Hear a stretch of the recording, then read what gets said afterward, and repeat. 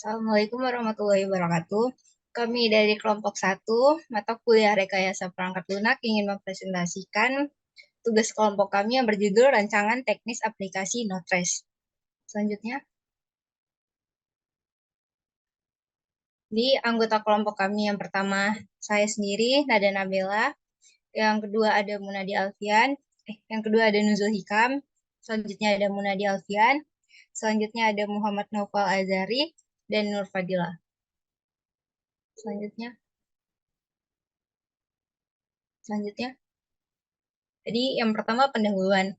Sampah adalah sisa kegiatan sehari-hari manusia atau proses alam yang berbentuk padat atau semi padat, berupa zat organik atau anorganik bersifat dapat terurai atau tidak dapat terurai yang dianggap sudah tidak berguna lagi dan dibuang ke lingkungan.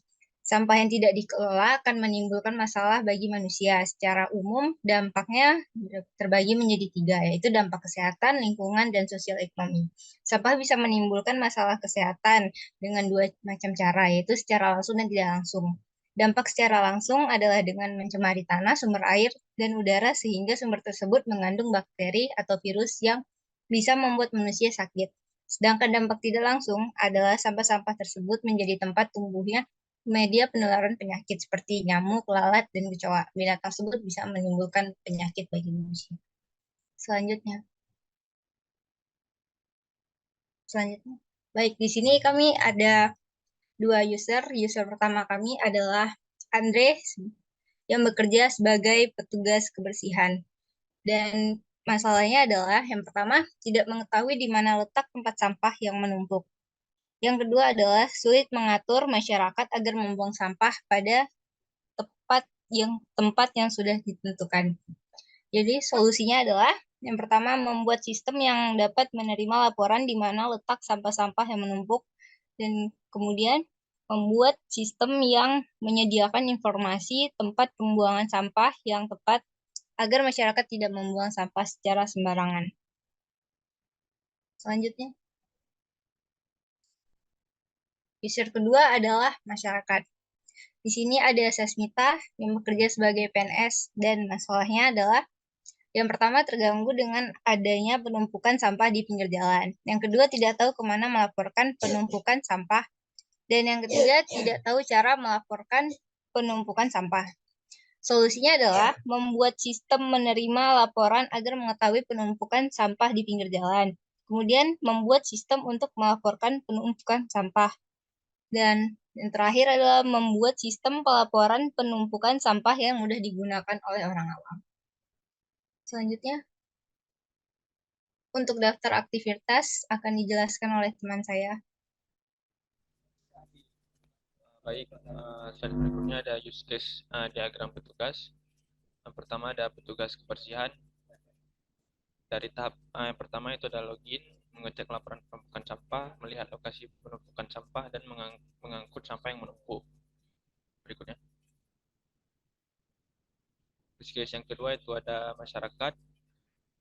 Tahap yang pertama itu ada login, melapor penumpukan sampah, mencari lokasi pembuangan sampah terdekat, mengecek jadwal pengangkutan sampah, melihat informasi pemilahan sampah.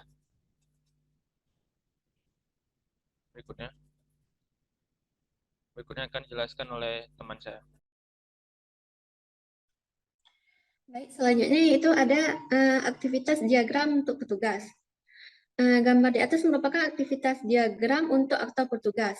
User yakni petugas membuka aplikasi, lalu akan diarahkan ke halaman login akun. Jika petugas tersebut sudah memiliki akun, maka dapat langsung mengisi data akunnya, lalu dapat masuk ke menu halaman home. Jika belum memiliki akun, maka petugas mendaftar terlebih dahulu, dan pada bagian pemilihan jenis user, mereka memilih sebagai petugas. Setelah mendaftar, user akan diarahkan ke halaman home. Pada halaman home tersebut terdapat 2 pilihan yang dapat dipilih dan dilihat oleh user, yakni mengecek laporan penumpukan sampah seperti dilihat pada poin yang dikumpulkan. Pada bagian mengecek laporan tersebut, petugas dapat melihat lokasi penumpukan sampah serta data yang telah diisi oleh masyarakat yang melapor. Data tersebut dapat berupa nama pelapor, tanggal melaporkan, dan catatan yang ditulis pelapor, lokasi penumpukan sampah, serta gambar bukti penumpukan sampah. Selanjutnya pada halaman poin tersebut dapat melihat jumlah poin yang telah dikumpulkan. Dengan terkumpulnya poin tersebut, maka petugas dapat menukarnya dengan beberapa item yang disediakan pada aplikasi yang diharapkan dapat memberikan manfaat kepada petugas tersebut. Next. Kemudian ada aktivitas diagram masyarakat. Untuk user masyarakat untuk user masyarakat bisa membuka aplikasi lalu diarahkan ke halaman login akun. Jika masyarakat tersebut sudah memiliki akun, maka akan dapat langsung mengisi data akunnya lalu dapat masuk ke menu halaman home. Jika belum memiliki akun, maka harus mendaftar terlebih dahulu. Pada halaman home tersebut terdapat beberapa pilihan tersedia untuk masyarakat digunakan. Antaranya adalah melakukan pelaporan penumpukan sampah, melihat histori pelaporan, melihat informasi mengenai cara pemilihan sampah yang benar dan sesuai, dan melihat lokasi pembuangan sampah terdekat dari lokasi user. Selanjutnya, pada bagian melapor penumpukan sampah, user harus mengisi data mengenai penumpukan sampah tersebut. Dan seterusnya masyarakat juga dapat melihat histori dari laporan yang sudah dilakukan. Selain itu, terdapat juga lokasi pembuangan sampah yang berguna untuk membantu masyarakat dapat melihat tempat pembuangan sampah yang resmi berdekatan dengan lokasi mereka, sehingga mereka dapat mendatangi lokasi tersebut secara mandiri tanpa perlu menunggu sampah dijemput ke rumah mereka. Baik, selanjutnya akan dilanjutkan oleh teman saya. Baiklah, selanjutnya adalah deployment diagram. Jadi pada deployment diagram ini terdapat dua node. Yang pertama ada client mobile phone dan yang kedua ada Google Service. Jadi pada client mobile phone ini terdapat dua aplikasi yang digunakan dalam deployment ini. Yang pertama yaitu aplikasi Node-RED yang berisi dua user, yaitu user role sebagai petugas dan sebagai pelapor.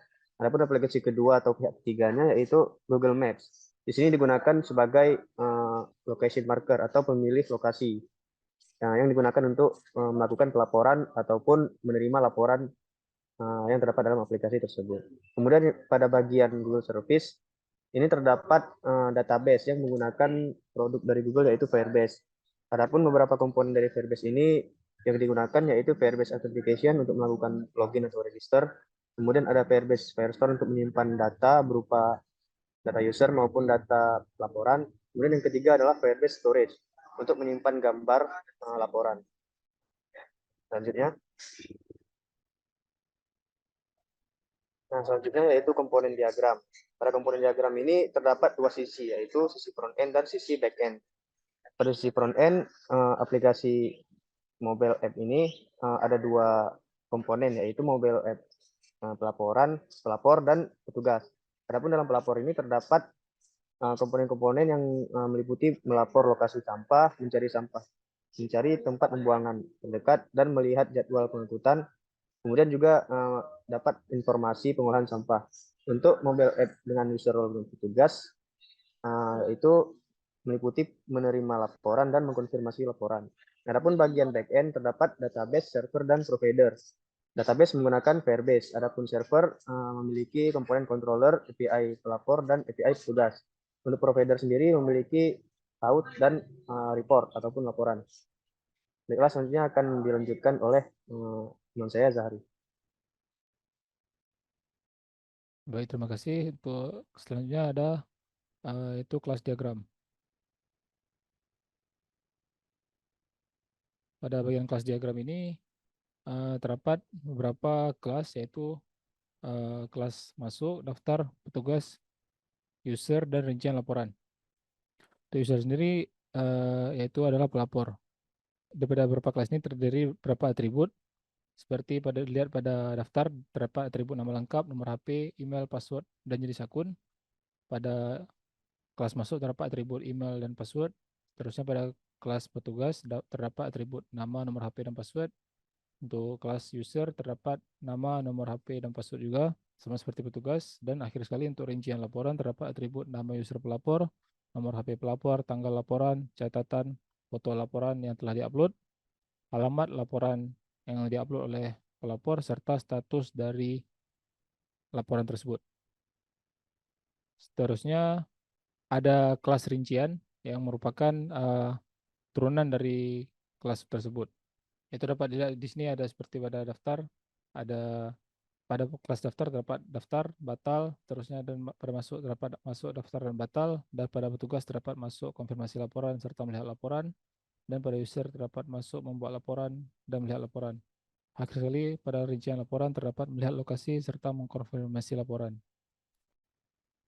Selanjutnya ada package diagram, yaitu pada package diagram ini terdiri dari mobile application yang bernama NoTrash, yang dimana user dari aplikasi ataupun sistem ini terbagi dua, yaitu ada user pelapor dan user petugas.